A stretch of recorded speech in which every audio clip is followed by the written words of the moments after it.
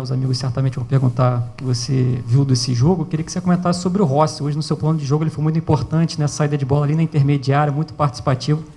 E, mais uma vez, fez uma defesaça, salvando o Flamengo ali no primeiro tempo. Não, o Rossi está num grande momento, é importantíssimo para nós. E para mim, um goleiro tem que ser bom debaixo do gol com a mão, e ele é. E depois, se puder, né, nos dá essa facilidade na saída, na qual ele consegue nos ajudar muito. E muito inteligente também, posicionando os jogadores para dar mais tempo e espaço para eles. Então, está num grande momento. Felipe, boa noite. Boa noite. A impressão que ficou para a gente é que o empate acabou sendo um resultado justo. As duas equipes apresentaram problemas. Foi um jogo abaixo, tecnicamente, com muitos erros. E o Flamengo, com os desfalques, inevitável dizer que teve dificuldade ali na criação. O Flamengo sentiu a falta de um meia mais criativo hoje com a ausência do Arrascaeta, assim na minha visão. Eu queria que você fizesse essa análise, o que faltou para o Flamengo, porque o time teve a posse, o time teve ali a pressão no início, principalmente, mas errando novamente nesse último terço. Assim. Não, ficou bem evidente o momento, a semana. Jogamos sábado contra o Bahia e quinta-feira na Libertadores, para depois jogar domingo. Quinta-feira, 9h30, para jogar domingo às 6h30. É uma coisa que inexplicável, né?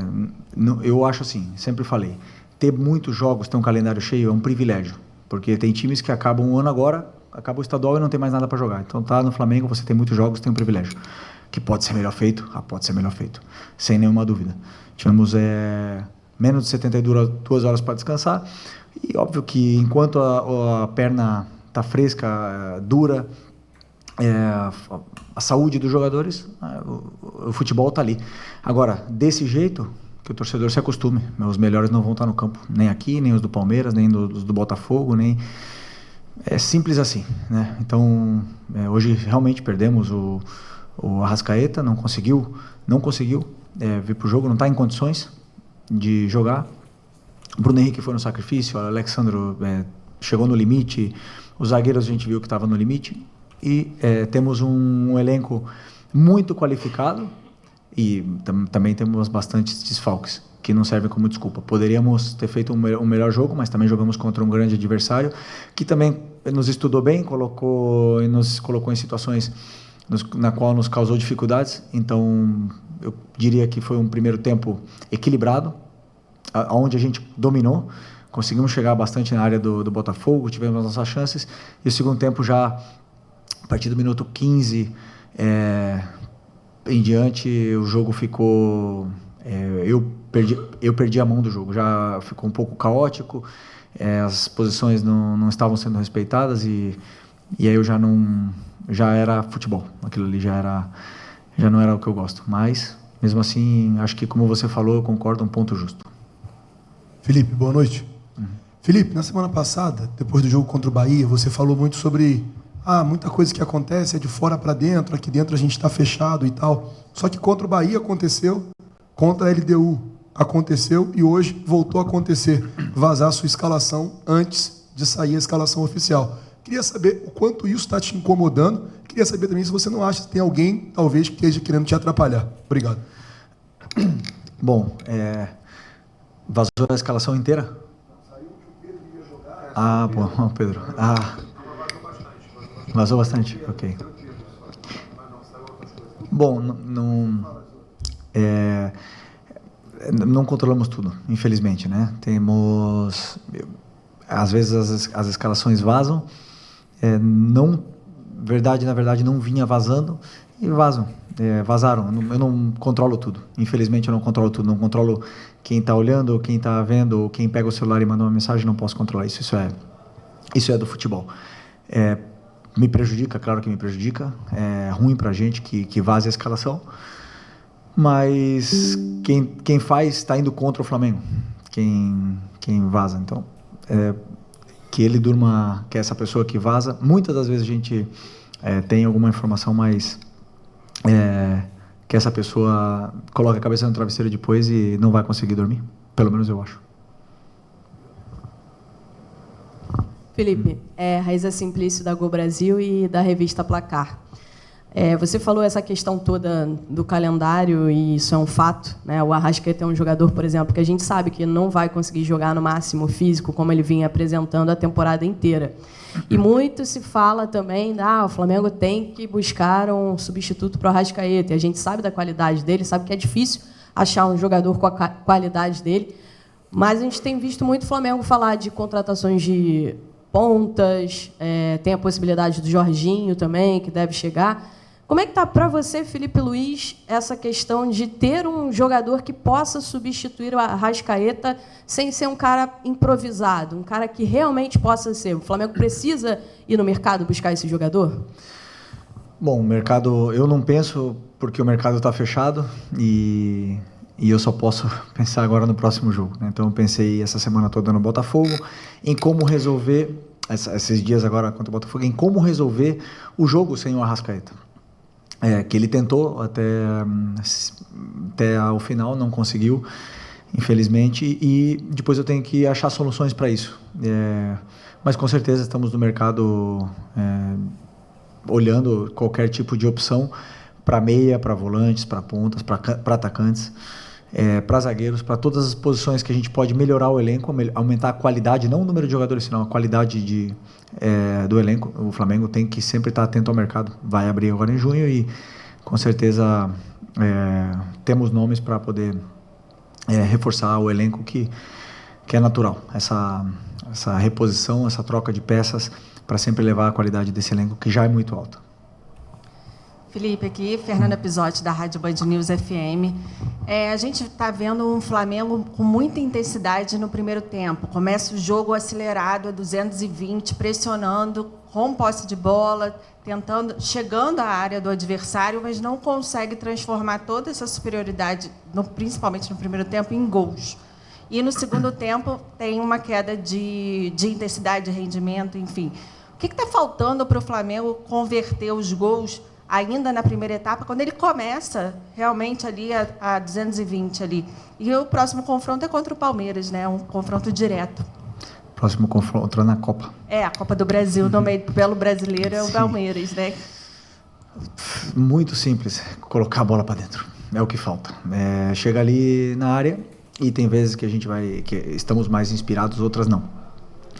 Os jogadores determinantes são os que fazem a diferença, que chegam ali e tem que resolver, né? O treinador, eu dou todas as soluções, todas as saídas e as progressões para eles poderem chegar até ali, e depois eles têm que colocar a bola para dentro. E tem times que defendem com muito mais qualidade, que não nos permite chutar com muito tempo ou com muito espaço, e tem times que a gente consegue entrar com maior facilidade, outros uns por dentro, outros por fora.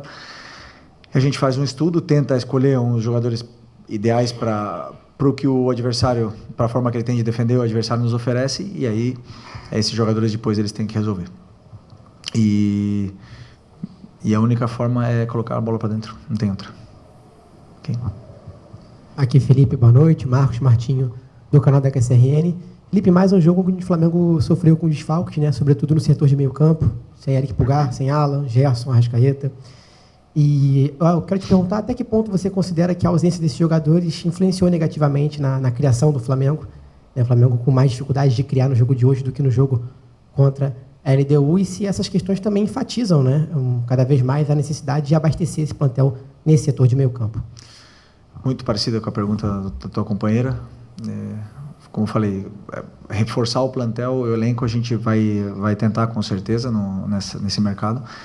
E quando você perde um jogador, claro que você sente um jogador titular, e a gente perdeu muitos, né?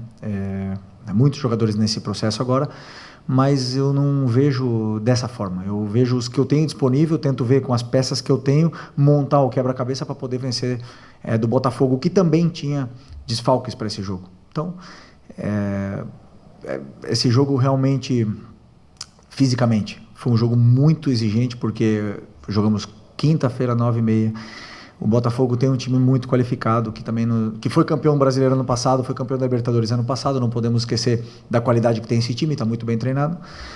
E realmente tivemos dificuldade um pouco mais na criação hoje, mas pensar no próximo jogo, pensar em evoluir e melhorar. Felipe, boa noite. Mauro Santana, do canal Mauro Santana. Além dos desfalques que você citou, alguns jogadores caíram sensivelmente de produção.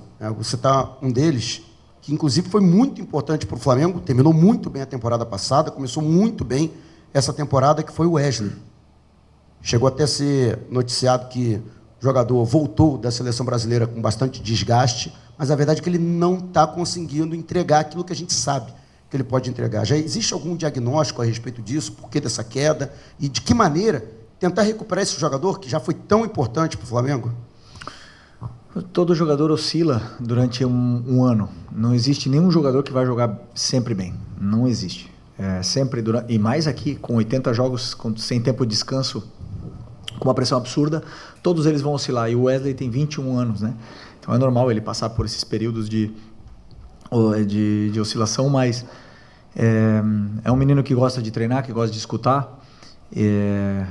Viveu um ano muito intenso ano passado, esse ano foi convocado para a seleção, então imagina como é que não deve estar um turbilhão na cabeça dele, tudo acontecendo, com o mercado europeu especulando o nome dele, e a gente tenta blindar o máximo possível para que ele possa performar. Hoje eu já gostei muito mais do jogo dele, já achei que ele fez um bom primeiro tempo, e depois, como toda a equipe baixou, o jogador ele baixa junto, né? Se o nosso time está errando tecnicamente, se baixa um pouco a qualidade, todos eles baixam o nível. Então, junto com a equipe, ele acabou baixando, mas hoje eu já gostei mais do Wesley, e com o tempo ele vai retomar as grandes atuações que ele estava tendo. Felipe, boa noite. Boa noite. Aqui. A gente teve hoje o Lohan novamente relacionado. A gente teve uma partida, mesmo com esse empate 0-0, eu considero que teve uma partida boa, o Everton Araújo. E eu queria te perguntar sobre esses jogadores, né? O Lohan, que está voltando, o Matheus Gonçalves, que teve a oportunidade hoje, mas já era um momento que o time já estava muito desgastado. A gente percebe, você falou sobre a questão de jogar quinta-feira, jogar domingo. O jogador já entra nesse momento do jogo já com a equipe muito desgastada. Mas eu queria que você avaliasse a entrada desses garotos, desses jogadores que são aí da base, que vêm da base. Não, o Everton é sempre muito confiável, sempre faz jogos sólidos, né? E ele domina muito o meio-campo, que é a fase defensiva, os apoios que ele tem sempre para solucionar o companheiro pressionado, e ele tem muitos detalhes que eu gosto no volante, por isso que eu me sinto tão seguro quando eu coloco ele no campo. E o Lohan vem evoluindo, está jogando no Sub-20, vem jogando melhor, vem treinando muito bem, pelo que o Nuno, o treinador do Sub-20, me falou. Está treinando com muita intensidade, com força, está correndo, está querendo aprender, e não é coincidência que ele vem evoluindo no Sub-20, e hoje com os desfalques decidi chamá-lo, né, mas infelizmente, como ele jogou quarta-feira, eu acho, ele não conseguiu treinar comigo, nenhum treino essa semana, então não me senti confortável em colocar, porque ele não tem as dinâmicas de treinamento comigo. E o Matheus é um jogador que tem um talento, vocês sabem disso, tem um talento muito grande, uma qualidade muito grande, e eu imaginava que ele fosse dar essa qualidade que nos faltava, esse toque de qualidade no meio campo que nos faltava. Mas é um jogador que durante muito tempo, assim, ele perde a posição, ele é muito anárquico dentro do meio-campo. Então, por mais que ele tenha muita qualidade, muitas vezes ele mesmo se aperta nas situações, mas é um jogador que tem qualidade e tem muito para evoluir.